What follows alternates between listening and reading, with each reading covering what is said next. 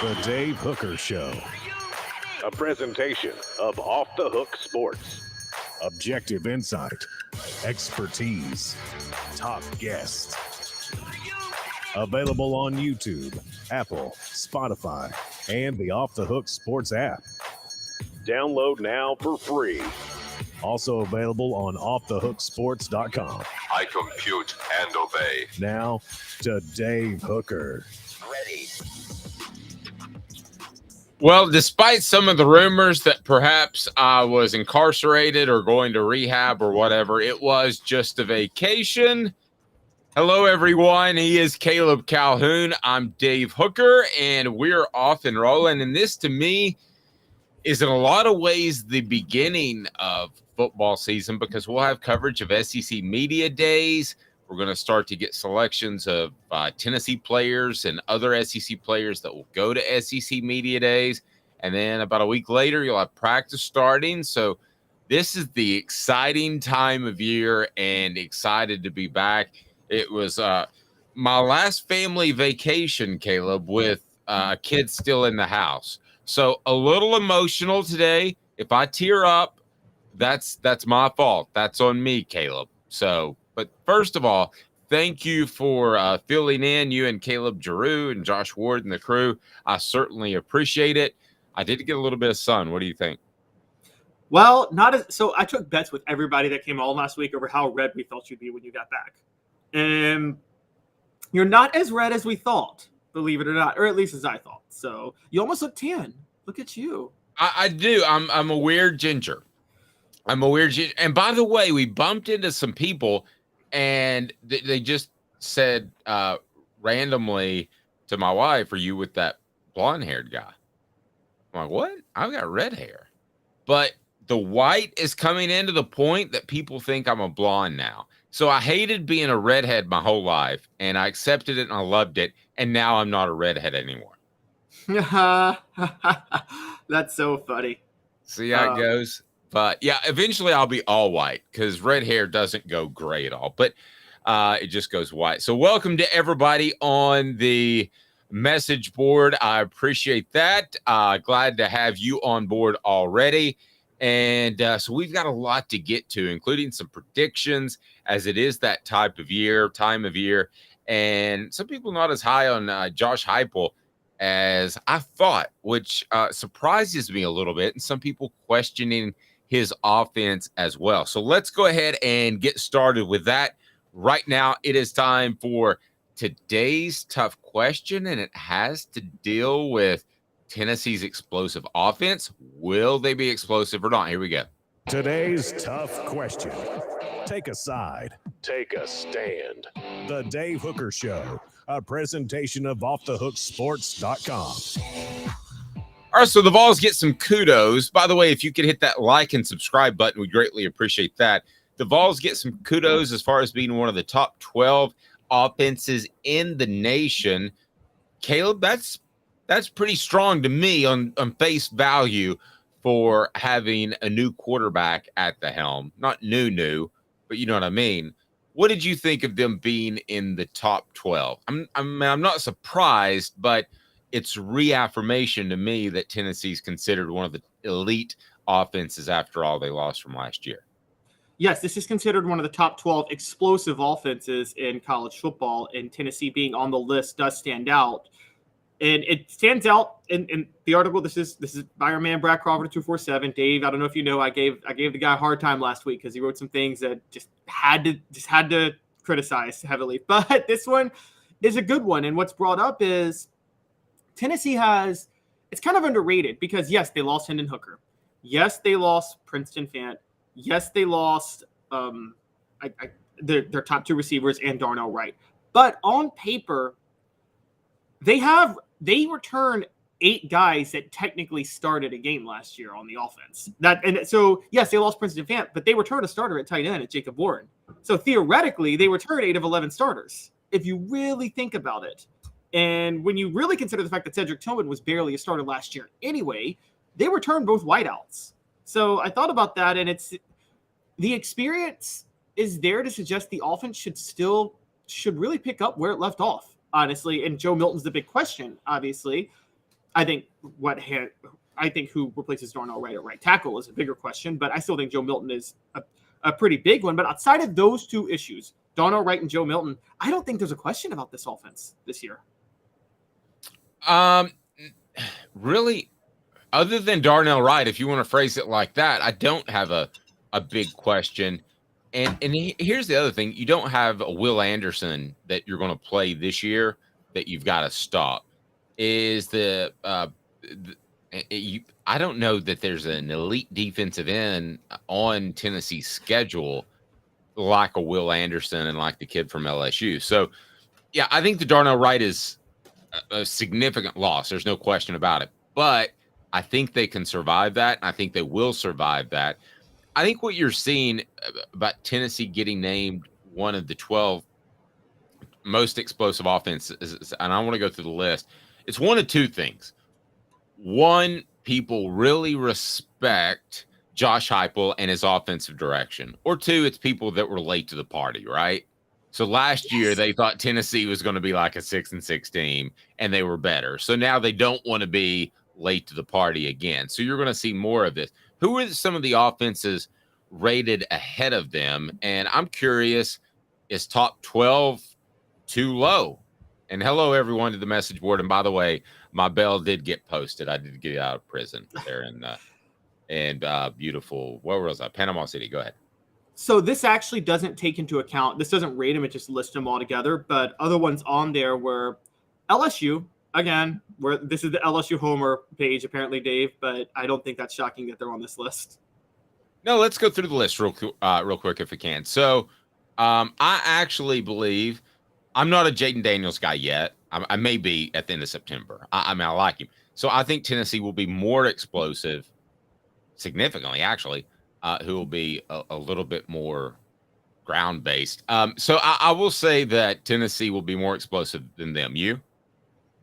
Yeah, I'll say they'll be more explosive. I don't know if that necessarily means the offense will be better, per se, but I think it'll be more explosive. Agreed. All right, what do we got next? Next, we got Washington, which, again, don't sleep on Michael Penix Jr. Again, almost ended up at Tennessee and had committed to Butch Jones back in the day. Just imagine the magic Butch Jones could have done with him. Yeah, saved him all kinds of money on haircuts. I think they'll be more explosive than Washington. I think so, too. Is there a thing with the Pac-12 North, though, where no, actually, I take that back. Because Pac-12 North actually has some defensive-oriented teams, Stanford, now Oregon. So, yeah, they'll be more explosive. Penn State on the list. I'm not a James Franklin guy. I think Tennessee will have a more explosive offense. But they are low. This is going to be the best offensive line Penn State's ever had. So, just saying, watch out for that. I just feel like every 3 years we get jazzed about James Franklin. Okay. Who else we got? Oregon. I don't know. I'm going to go ahead and tell you, I don't know Oregon's personnel well enough. So I'm going to abstain in that one. Who are some SEC? Any other SEC? Yeah.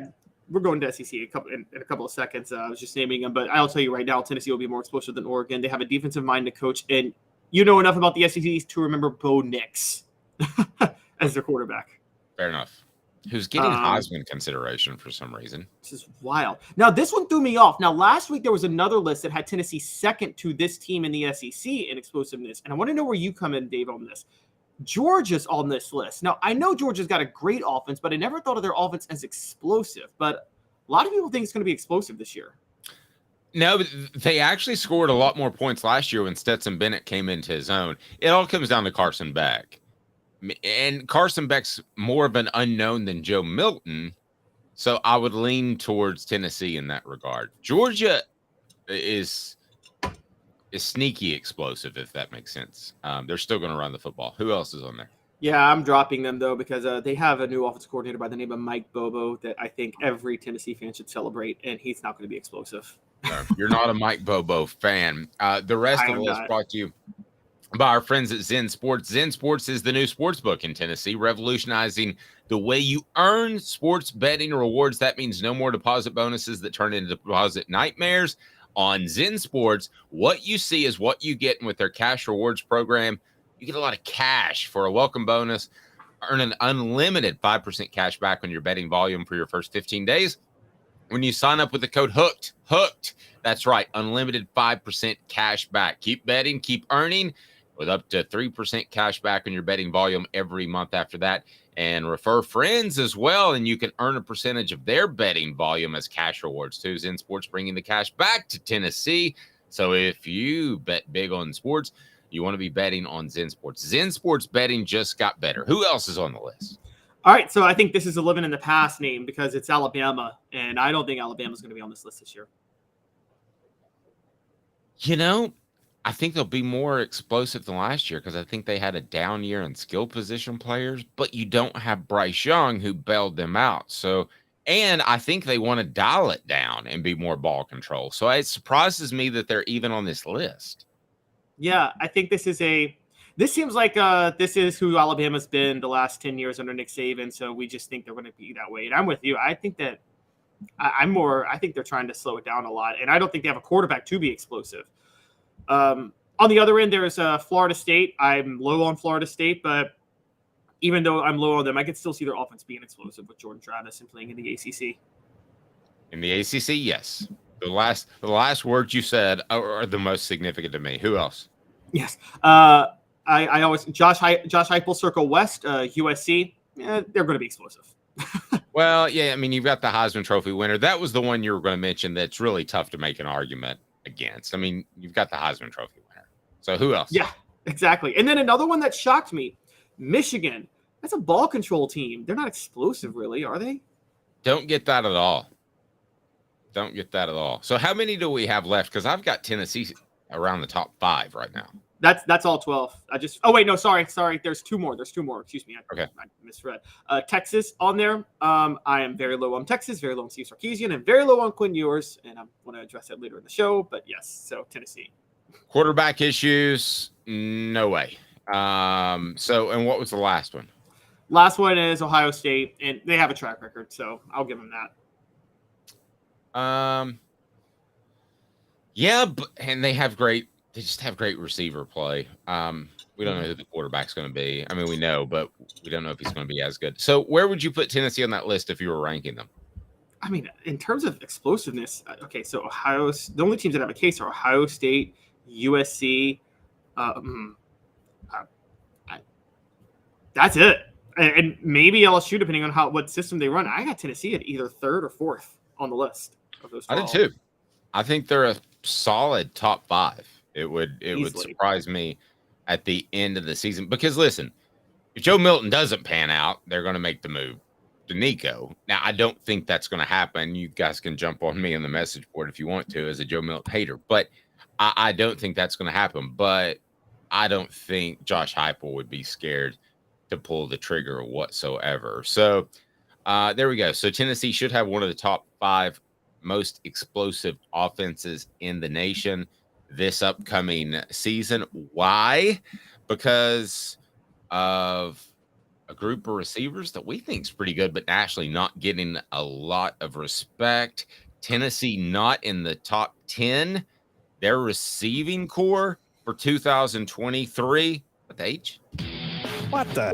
What was he thinking? Release the hounds. The Dave Hooker Show. Keep cool. A presentation of offthehooksports.com.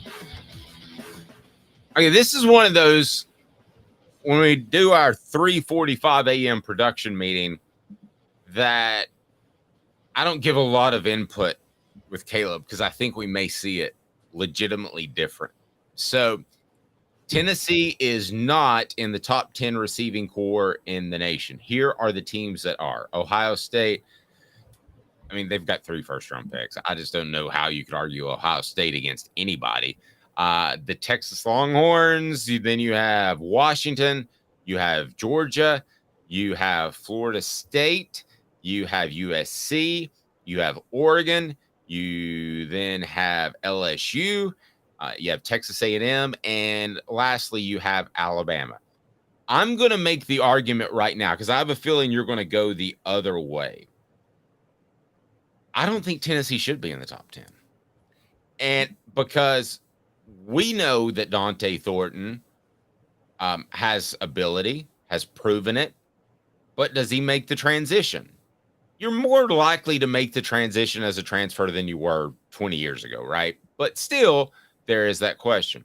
Squirrel White, could he have a sophomore slump? I think Brew McCoy is the most talented receiver, if not player, on this team in terms of NFL ability. But let's see. He's yet to do it. He has an off season. So I would kind of have, if I were writing this list, I would have an asterisk next to Tennessee. And I would say if every one of their ifs come through, and if Squirrel White is as good as we think, if Dante Thornton is as good as we think, if Brew McCoy comes into his own. But I don't have a problem with them not being on the top 10 list. I think they will be a top 5 sort of wide receiver group at the end of the year. But when you lose 2 guys to the NFL in Jalen Hyatt and Cedric Tillman, it's not a great surprise to me that they're not in the top 10. You? I can't be upset at the list because Pro Football Focus isn't some, they don't kowtow to narratives. They do an analytical approach. I mean, they grade these receivers and they give them grades and things like that. And so this isn't based on any, we don't think Tennessee's there. No, this is based on actual numbers and raw data that puts Tennessee out of the top 10. And by the way, when you were all, PFF is just throwing us massive curveballs. Not only does Tennessee not have a top 10 wide receiver unit, according to PFF, but they have the highest graded returning safety in all of football. So maybe the secondary will be Tennessee's strength this year. I'm kidding, but switch up for sure. Yeah, Wesley Walker was the highest graded returning safety, but yeah, it's in the SEC. That is. I still think this is going to be top 10 though, and I don't blame Pro Football Focus for not putting it in there. But based on projections, I don't think we can debate this is going to be a top. I think it's hard to argue this is going to be top 10. Okay, yes, they lose the Biletnikoff Award winner. Fine. I don't really count Cedric Tillman as a loss. Brew McCoy and Ramel Keaton were the starters for most of the year last year at wideout. So I think that Brew McCoy and Ramel Keaton they returned their go-to wideouts on both sides. Squirrel White proved more than enough in plenty of games last year. And Dante Thornton, I disagree with you about the transition. Now, I think the transition is actually harder for a receiver than a quarterback in Josh Heupel's system. I still think it's a pretty easy transition, though. I mean, you're just schemed to run bare a lot of times and get wide open down the sideline. I mean, as long as you got speed, which he's got, I don't think there's a lot of stuff to learn in Josh Heupel's system at receiver. No, I agree. It's a reading safety sort of thing. It's not terribly difficult. Travis says, I want to put this up on the board because this is kind of a controversial take, but it's absolutely true. After Pitt, Tillman was inconsequential. That's very true. He was injured for most of the season. Hyatt was overrated. The receiver crew is way better this year. That's a bold statement, but one that I'm not going to disagree with because in that slot position, you expect somebody to get wide open like Jalen Hyatt did last year, don't you? Yeah, I mean, absolutely. That's the scheme. Do they have so Hyatt is not as quick on the 40 time, like right off the jump, but would you say like his long distance, his acceleration at like 30, 40 yards, that's where he started to beat guys there. Can other slot receivers do that? That's where the question comes into play because Hyatt was so good at winning the distance runs. Yeah, that is a very good question. Does he turn? I mean, do they have a guy who turns the 20s into 50s? I don't know, but it also wouldn't be the worst thing in the world if they had a guy who's ultra quick, like a Squirrel White, that is able to keep moving the chains. But don't you think Dante Thornton can be similar? I know we're talking about a Biletnikoff Award winner, but don't you think that Dante Thornton could be close to Jalen Hyatt? Yeah, I mean, I think so. I'm pulling up. So Hyatt's 100-meter dash, funny enough, because I think the 100-meter dash matters than the 40 time if we're judging receiver speed at slot and Heupel's system, quite honestly. And Hyatt's 100-meter dash is 10.46. I'm pulling up Thornton's best 100-meter dash, and there's not – okay, see, this is the thing. It's reportedly just over 11, which is still fast. Oh, sorry, this is a different Dante Thornton. Excuse me. his Dante. No, this is it. This is it. The same Dante Thornton. Okay, yeah, it's just over 11. So, and Squirrel White's is like 10.68. So Hyatt has the fastest 100-meter dash of these guys, and 100-meter dash matters more than the 40 time in terms of getting open down the field. So it's hard to know if they can do it. Now, Thornton doesn't have to be as fast in the slot because he's got a size advantage. I mean, who's going to guard him one-on-one? I don't know. Another take from the message board where Rocky Top Tom said Hyatt isn't overrated. He fit the system like a hand in glove. That's not being overrated. That's perfectly fitting the system and excelling in it. I jive with that too. I think you're both right, but I think there are other people that can do that. It's kind of like a running back in the NFL. I think there are other people that can step in and do that. What Hyatt did last year. I'm not saying he's going to break every sort of record, and I think it's going to be split. I made a couple of phone calls over vacation. I think it's going to be a little split between Hyatt and Squirrel and Thornton. So I don't think that you're going to have a situation in which Hyatt's just kind of the guy, and he had to be the guy last year. But that surprises me that Jalen Hyatt's, and you said his 100-meter was what again? It was 10.46, I believe, which was much faster than Thornton's or Squirrel White's. Squirrel White's was, I think, 10.68, and Thornton's was 11.02. Yeah, but right now, if you had to pick between Squirrel White and Dante Thornton in this offense, who would you take? That's a whole different question, isn't it? I was driving the Dante Thornton train the whole time, and then spring practice happened, and it looked like Squirrel White did not give up his position at all. And so I can't really knock Squirrel White at that point. So at this point, I'm going Squirrel White. And Dante Thornton, that's not incredibly fast. You know how fast Fred White ran when he came to UT as a cornerback, not a safety? 40 time or 100 meter? 100 meter.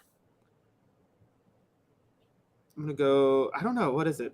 I have no idea. I don't want to disrespect Fred White by saying it wrong. So I know. Don't call him an overachiever either. 10.2. So 10 point.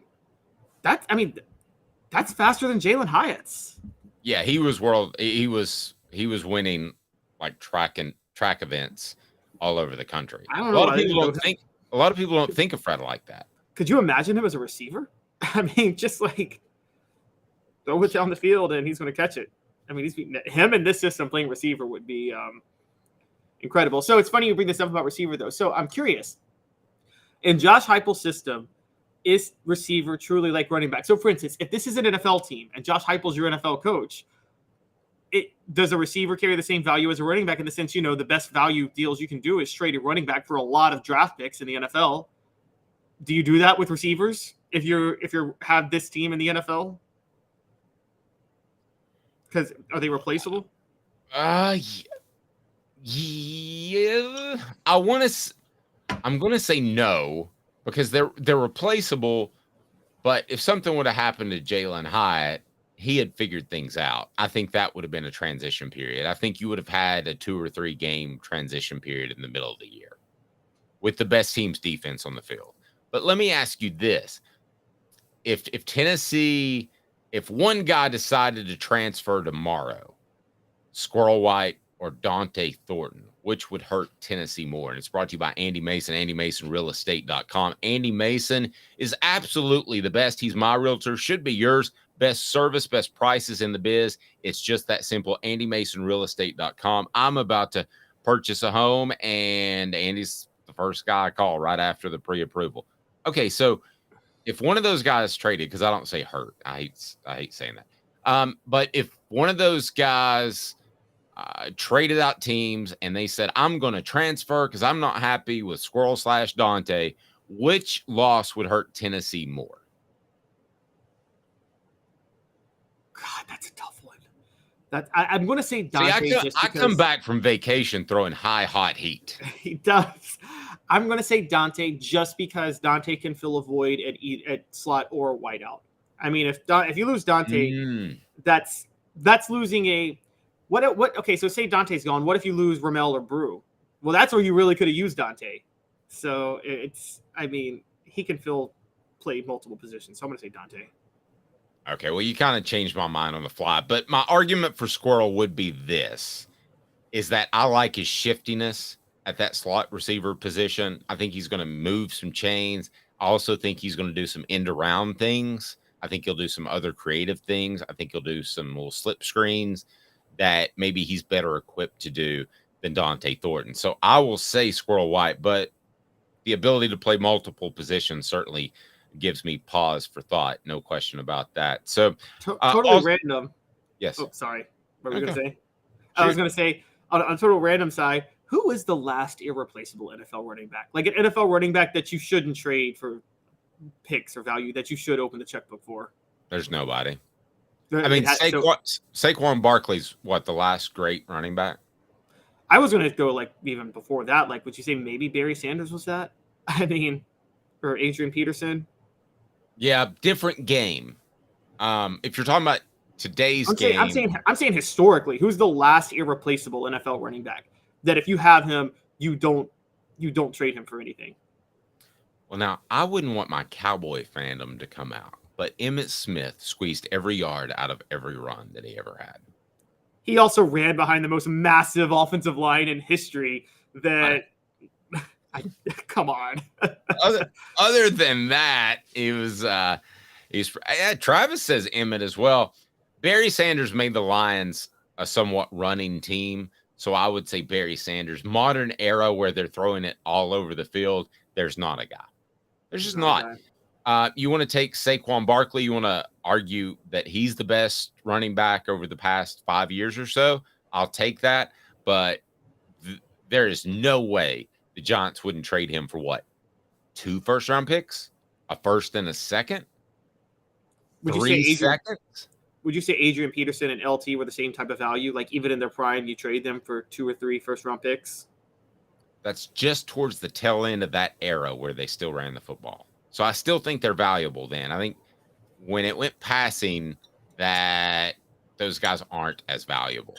I'm going to be in my first fantasy football league team, and I don't know how to pick running backs this year. I haven't been in one in years. And running back, you always pick first in fantasy football because they carry the most fantasy football points.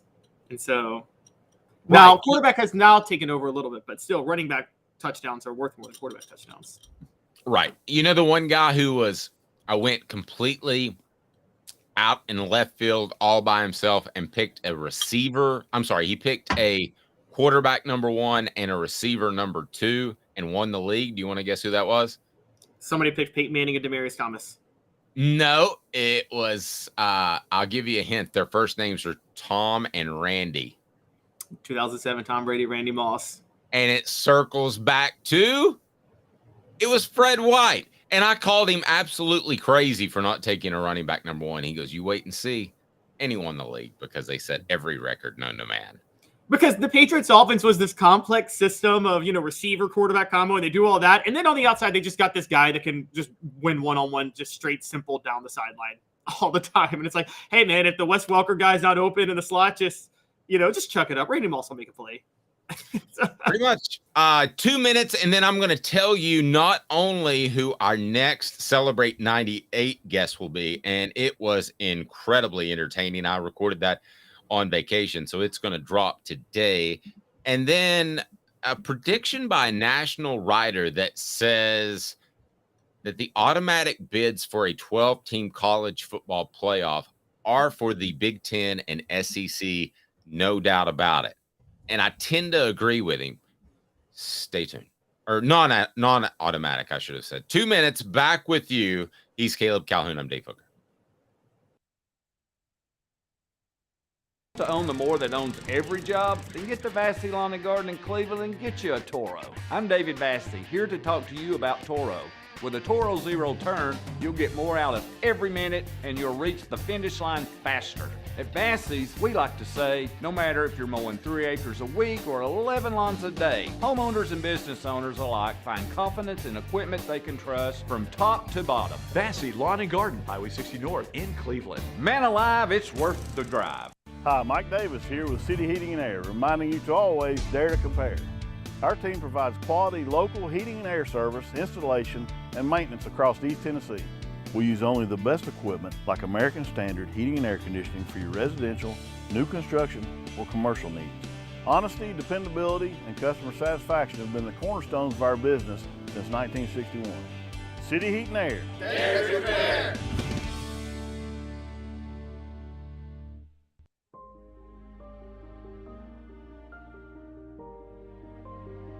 Our family has been creating one-of-a-kind pieces of jewelry in West Knoxville since 1986.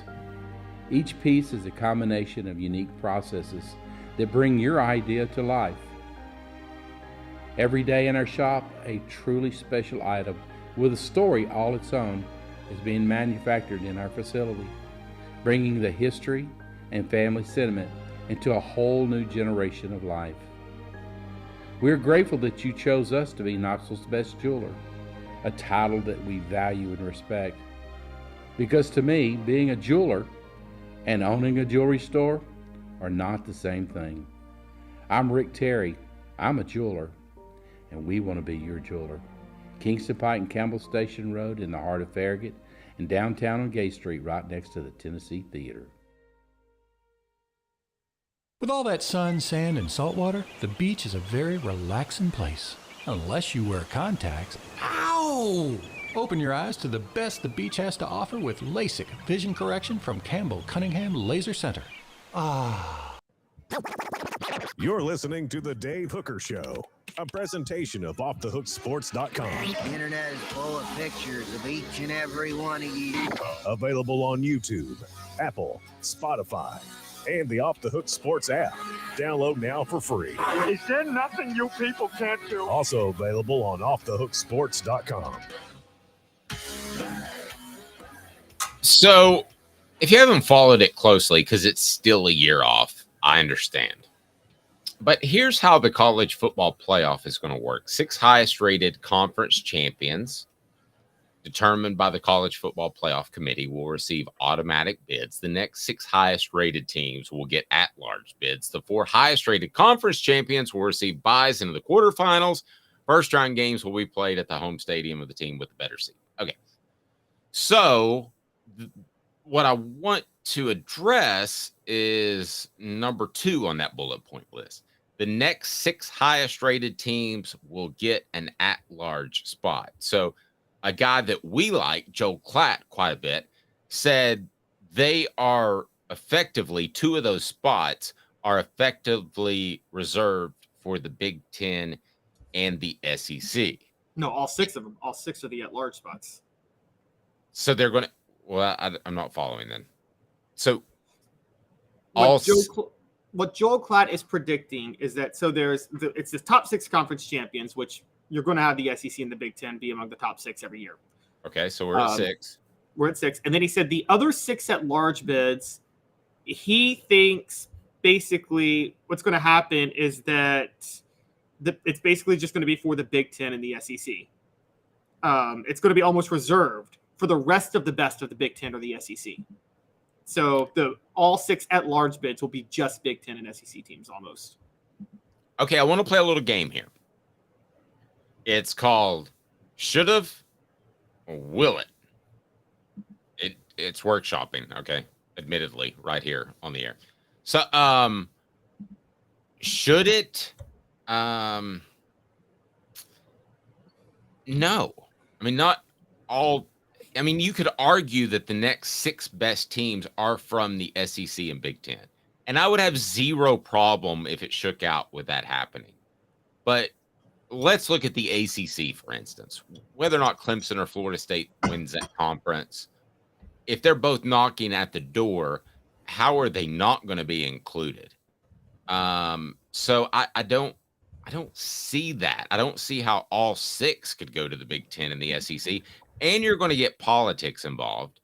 So does the ACC and Pac-12, 10, whatever they are, do they have as much pull and power as the SEC or Big Ten? Heck no. Caleb, I'm not an idiot. I don't think that's the case. But I will tell you this, there's going to be enough politicking for those conferences to keep the entire nation involved in this playoff. So, no, I don't think all 6 will ever be just Big Ten and SEC. Do you? No, and let's go with last year. If this would have to have happened last year, the 6 conference champions would have been Georgia, Michigan, Clemson, Utah, Kansas State, and Tulane. The 6 at large would have been TCU, Ohio State, Alabama, Tennessee, USC, and Penn State.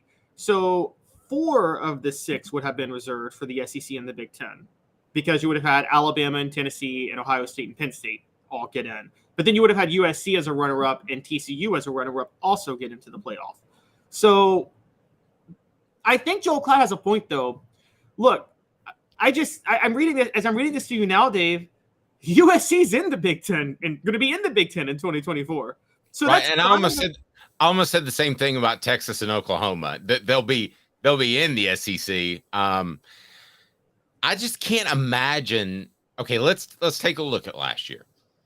All right, who would be if we're going that those automatic or non-automatic bids go to SEC and Big Ten? Who are we arguing from the SEC that's in? Georgia, Alabama, Tennessee. Yes. And then the next team in there would have been LSU, but they're down at number 17. And I don't think anybody thought LSU should have been in last year after what happened in the SEC title game. Okay. And Big Ten's even easier. Okay. Because on a good year, it's going to be Ohio State, Michigan, and Penn State. I don't know who the best team is in the Big Ten. Well, again, it's going to be USC, but until then. Oh, yeah. So USC. I'm sorry. So let's say we have 4. Okay, so I don't see how you get to 6 in the Big Ten, and I think it would take a special year in the SEC as far as wins and losses. Yeah, because what we're talking about here is it would be 8 teams total from those 2 conferences, because the 2 conference champions plus 6 at large teams total. So we're talking like effectively the top 4 teams in each conference getting into the playoff. I think that's more possible than you, Dave, only because I got to be honest. I do think the playoff committee, and they should do this. There's so much democracy at work to allow 6 conference champions, which is in a 12-team playoff is kind of laughable because, one, they already give priority to conference champions. So the idea that Tulane at number 17 or wherever should have been one of the automatic bids it's hilarious to think about. I think what this opens the door for them to do is this opens the door for them and the playoff committee to say, hey, yeah, we're going to give preferential treatment to the 9-3 Big Ten team over the 11-1 ACC team. And if you got a problem with that, you should have won the ACC. You can't say we didn't. You can't say we excluded you because you could have won your conference to get in. This is a way for them. I think I've said this for a while. The college football playoff is actually a way for them to more favor the bigger teams, which has been a conspiracy of the, oh my God, let Boise State in. They have this theory that the smaller teams are discriminated against somehow. And what I'm trying to make the case is I think the expanded playoff is actually just an excuse to more favor the big teams so they can shut the smaller teams complaining up. Really. That's fair. I don't see a day that there are 4 Big Ten teams that can make this thing. I mean, there would have been last year. What? There would have been last year. That's what I'm talking about. Ohio State, Michigan, Penn State, and USC all would have made it last year. Yeah, but left out USC again.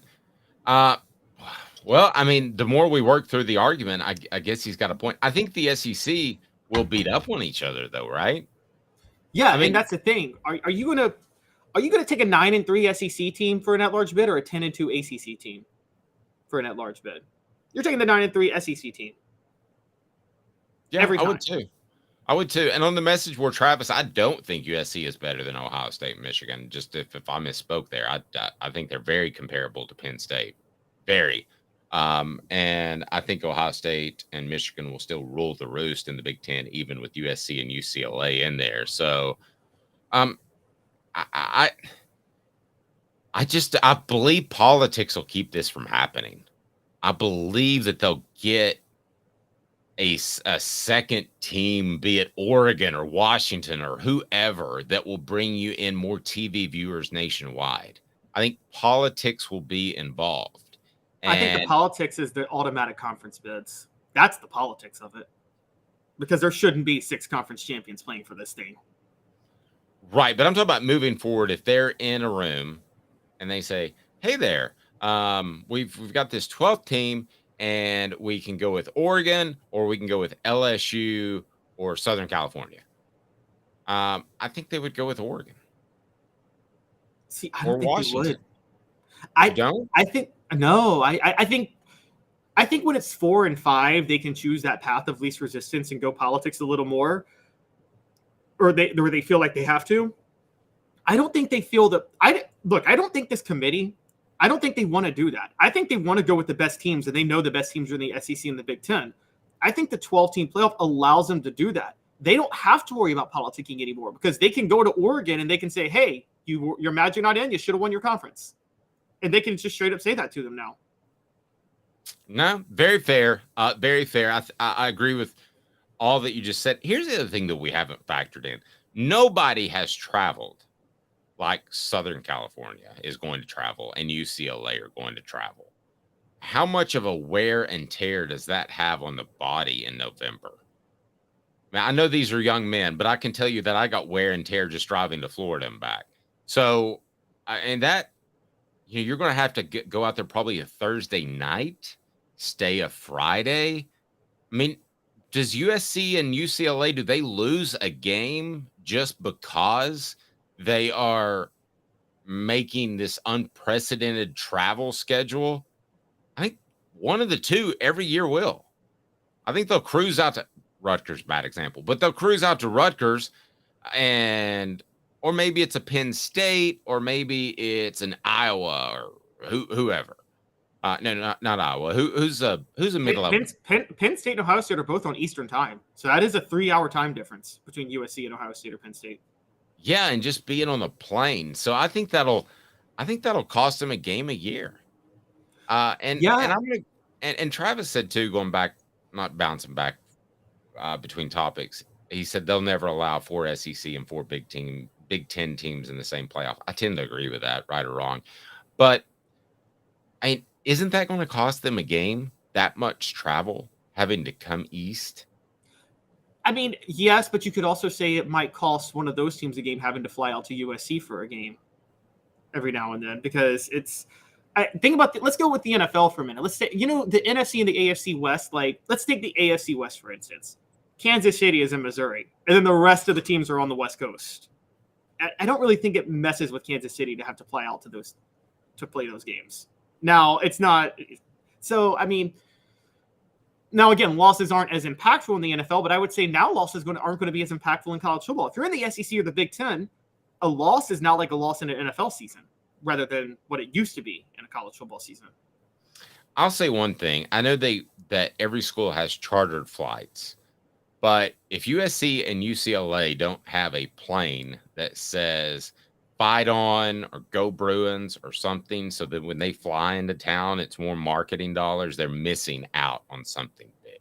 They should make USC and UCLA showing up in your town a big deal. Because let's face it, a lot of the Big Ten cities are really boring.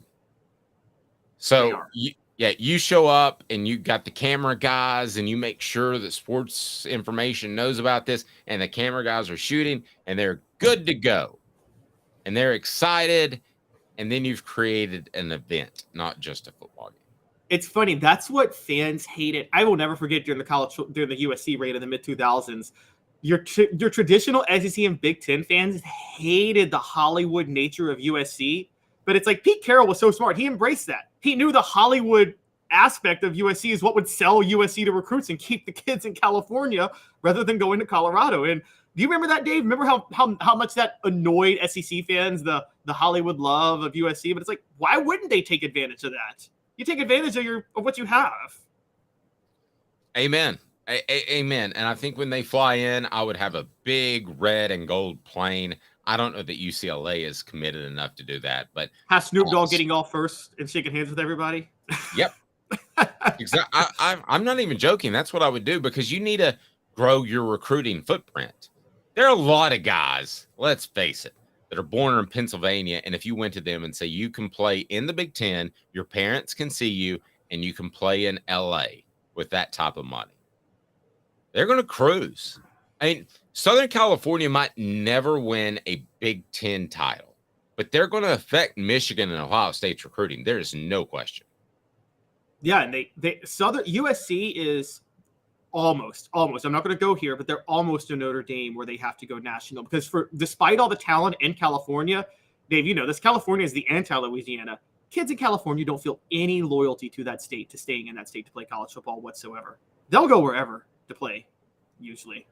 No, you're right. Portions of the program brought to you by Vassy Lawn and Garden. Man alive, it's worth the drive. Whether or not you're coming from Knoxville, Nashville, Chattanooga, Vassy Lawn and Garden. Man alive, it's worth the drive. Toro, count on it. That is Vassy Lawn and Garden in Cleveland, Tennessee. So certainly check them out. And then we had coaches with no national titles ranked ahead of Josh Heupel. Now, this according to 247 Sports. And I don't have a problem with two of the names that might surprise you. But the three ahead of Josh Heupel are Steve Sarkisian, Mike Norvell, and Ryan Day. Ryan Day, even though you and I see holes in that, has accomplished more than Josh Heupel to this point. I got no problem with that. Steve Sarkisian, I think it's a coin flip. If I were an AD, I would hire Josh Heupel over Sarkisian, but I think that's a coin flip. And then Mike Norvell kind of surprises me. What do you make of those three cats being ahead of Josh Heupel? If you're an AD, in what order are they on your list as your next head football coach? They're all behind Josh Heupel to me. I think the coin flip are the other three. So the other three are Lincoln Riley, Brian Kelly, and Jim Harbaugh. Lincoln Riley's my coin flip. I got Brian Kelly and Jim Harbaugh maybe a little bit ahead of Heupel. I think Heupel is clear-cut significantly better than Ryan Day, Mike Norvell, and Steve Sarkisian. And I think Steve Sarkisian and Mike Norvell, those bother me the most. Mike Norvell just stands out to me the worst. I mean, again, the guy had 1-10-3 season at Florida State, and we're acting like he's Nick Saban down there now. I mean, I think he's the most overrated coach on this list, and I'm having trouble figuring out who's more overrated between him, Sark, and Ryan Day, because I just think all three of them. I think people are figuring out that Ryan Day is overrated, but they're still ranking him based on accomplishments. But Dave, if you're starting a program, Ryan Day's nowhere near the first person I'm calling if you're trying to rebuild a program.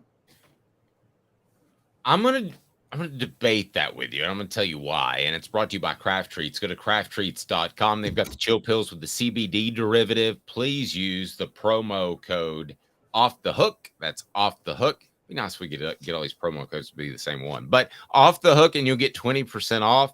They've got the chill pills with the CBD that helps with your pet's arthritis, also can help with your pet's anxiety, and help with your pet's digestive issues. Again, crafttreats.com. Use the promo code Off the Hook. Caleb, I think we sometimes forget that Ryan Day took over that Ohio State program when Urban Meyer was essentially disgraced and being shown the door. They handled it publicly as classy as they could, but that was their move. Josh Heupel's took over a program that was in complete disarray.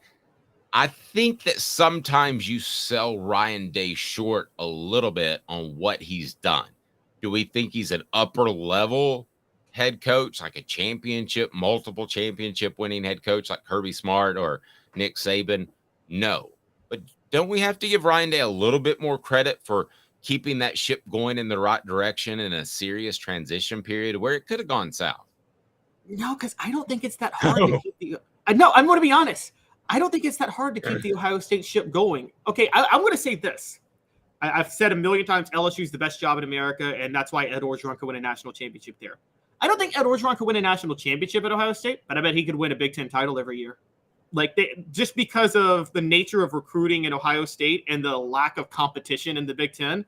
And I'm sorry, at this day and age with recruiting, going 2 years in a row without a Big Ten title is a major, major black mark on Ryan. You should win it at least every other year if you're Ryan Day. And look, Dave, come on, be honest, between me and you. How much better of a job is Ohio State than Michigan? I think significantly. Yes, significantly. Michigan has a little bit of that we're too good to be playing football sort of thing. And Ohio State fully accepts it in that state. And really, there are NFL teams there but I've worked with a group out of Ohio, and they're dialed into Ohio State. I'm not sure that Michigan's not split between other teams, even the Lions. And Yeah, I think Ohio State's on a significantly higher level, despite what happened last year, than Michigan as far as a football factory that can keep it going. Ohio State just has a ton of talent, Caleb, in that state. Yes, and also Detroit kids are about as loyal to Michigan as Memphis kids are to Tennessee, quite honestly, if you know the lay of the land with recruiting up there. I mean, they don't – inner city Detroit feels no connection to the Michigan or Michigan State schools whatsoever. They don't care. Now, they might with basketball. I bet Detroit kids probably like to go play for Michigan State and Tom Izzo in basketball, but outside of that, they don't care in football. And so they'll go anywhere. And, yeah, Ohio State, they go from Cleveland to Cincinnati to Columbus, and they get anybody they want anywhere in between. And I think Ohio State is – I think because of how easy a job it is and because of the fact that you're in the Big Ten, I don't think it's that hard to win the way he's been winning. And I do think it's a major – I think it's – yes. Now, to be fair, he played Alabama for the national title in 2020. That season doesn't count. That was the COVID year. I'm not counting anything that happened that year. But outside of that year, hasn't won a college football playoff game. Now, again, I'm going to give him a shout out. Josh Pate brings up a great point. Ohio State almost beat Georgia. If they almost beat Georgia this year, we're having a totally different conversation about Ryan Day. And I'll fully concede that. But I just think that, look, I think he should have done more to this point. I think Ohio State is way too easy of a job to win it. Especially given that they're in that conference. I mean, you could make an argument that LSU and Ohio State are easier, but LSU has easier to win, but LSU has the toughest schedule year in and year out. By far, bar none. They play in the SEC West. And now you can make an argument for Georgia because there is a debate between the SEC East or the Big Ten East. Because until last year, until Josh Heupel got Tennessee back, the East was really bad. But it's a little bit different now. But the question becomes Sarkisian or another question. Dave, am I wrong in thinking Sarkisian's overrated too? Where is this idea that he's an offensive genius? Because I haven't seen it. No, I'm with you there. I think he's a solid coach. Does he have the sort of insight and the sort of creativity and innovation that a Josh Heupel does? Or, I know we're getting ready to talk about Gus Malzahn and Kevin Sumlin. Does he even have that innovation? I don't watch his offense and think, wow, they're doing different things. Never once. Have you? No, never. I saw standard pro style offense, which again, if you're going to do that in college, you got to have the Jimmies and Joes. And Texas still hasn't recruited the Jimmies and Joes just yet. No one wants to point that out, but they don't have Jimmies and Joes on the level of Alabama or Georgia.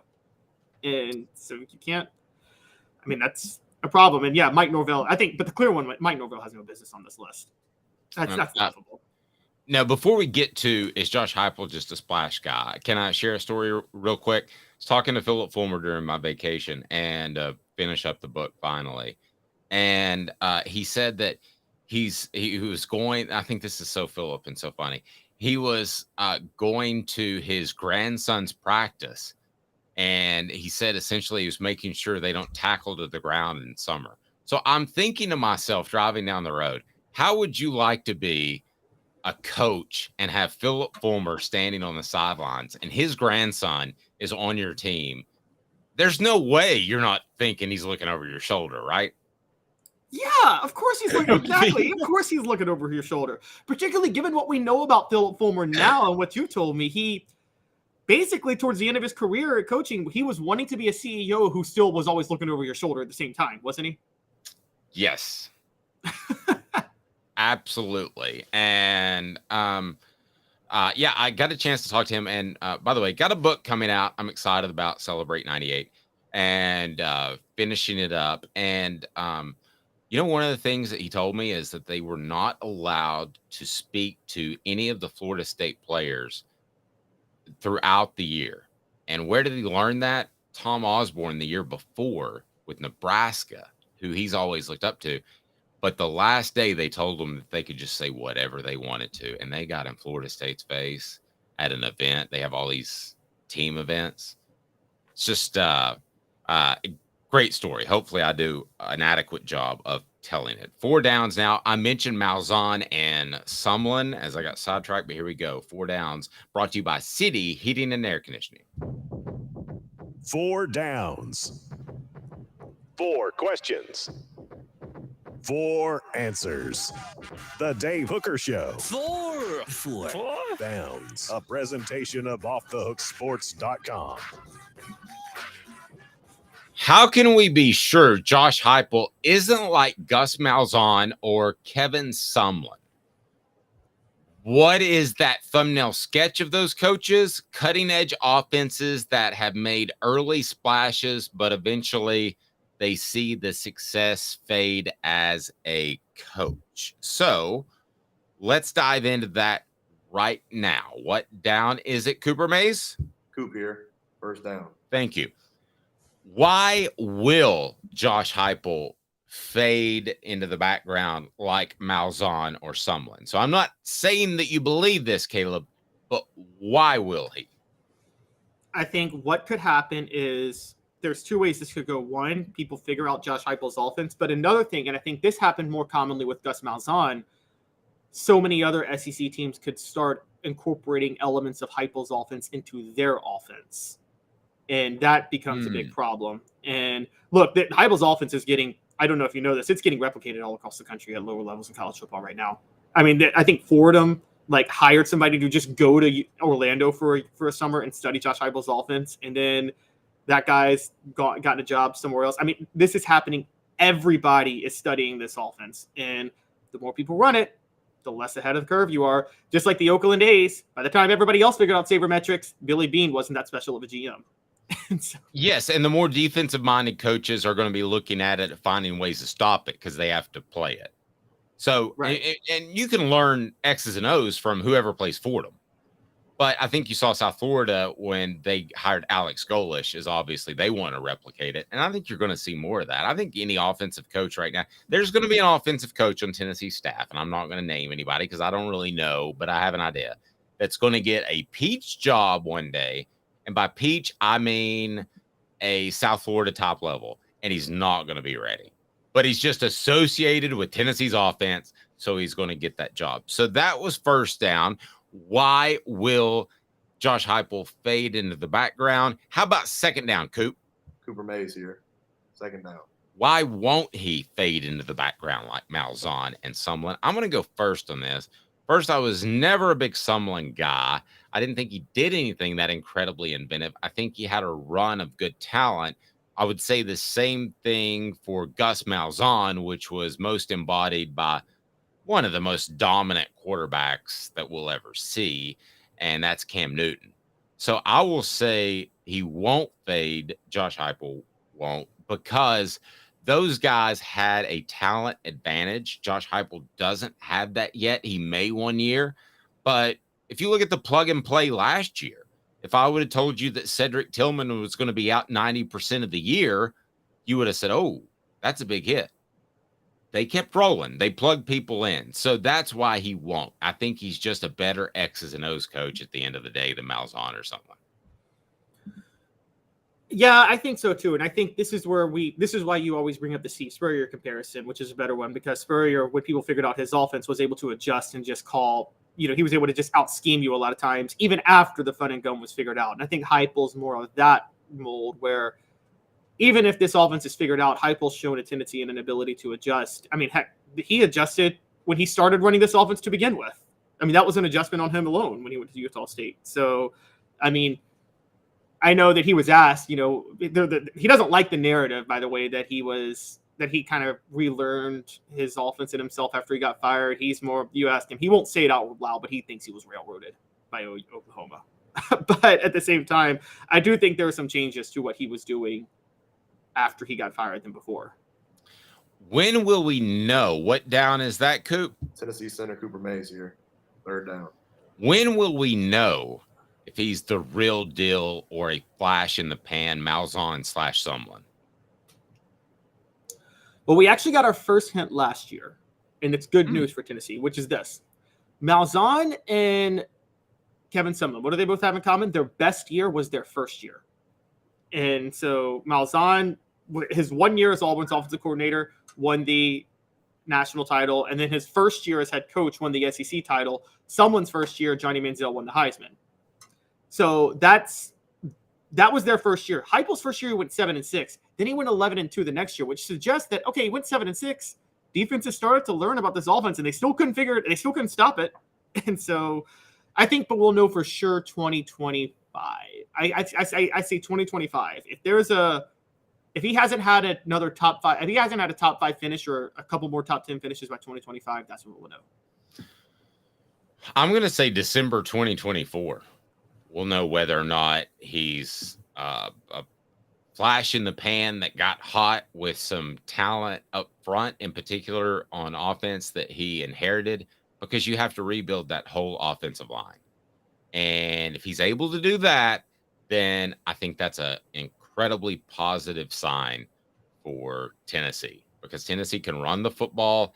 Right now, they've been able to do that, and they have to continue to do that to make those safeties concerned and play a little bit too close to the box. So I think we'll actually know in about 16 months. I don't think it'll be that long at all, or 18 months, or whatever the number would be. So, Coop, what down are we at now? Keep us straight. All SEC center Cooper Mays here. 4th down. That's right. He was all SEC center. He wasn't postseason, but that's ridiculous. Final verdict.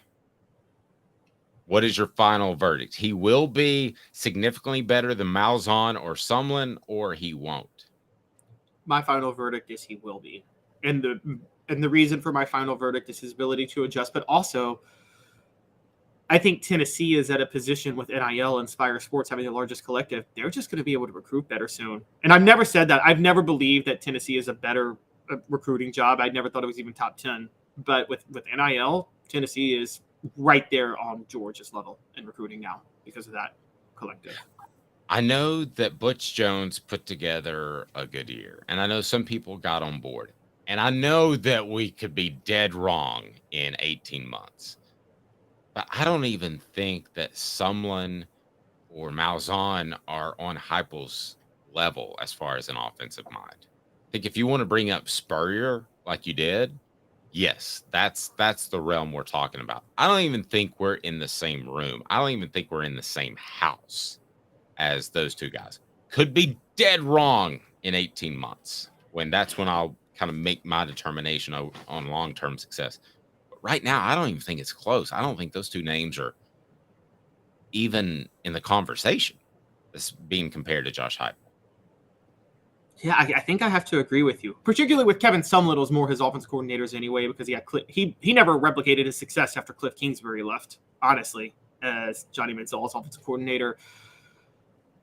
Now, my question is Josh Heupel, when you watch this offense, is it a system-based offense in the sense of it's, okay, here's 3 or 4 plays for the quarterback and read a safety and you make the decision based on that? Or is it, is it a Spurrier, I'm going to call the play each play to play? I think that it's both. I think it's a great system.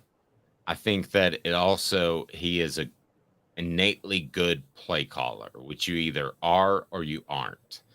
And I know that, there's a debate, was Alex Golish calling the plays and that sort of thing, but essentially play calling is overrated, which sounds crazy, but I think Josh Heupel is very good at it. And I think he's very good at game planning too. So I think it's both. I mean, as far as an offensive coach, and NIL could help him in recruiting. That's the question we all had. But as far as an offensive coach, I think he's right up there with some of the greats. I think this would be a more appropriate conversation if we were talking about Lincoln Riley, for instance, or we were talking about, I know you don't like him and I'm not real high on him either, but Ryan Day, who at least has recruited the talent that's there.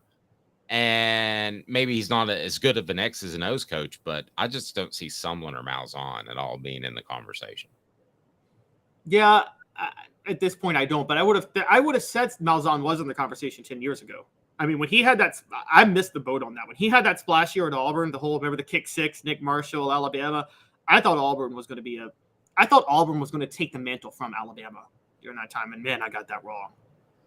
Yeah, but in retrospect, wasn't that kick 6 like the luckiest play of all time? I mean, we've seen it since, but that was the first time that I saw that play actually work.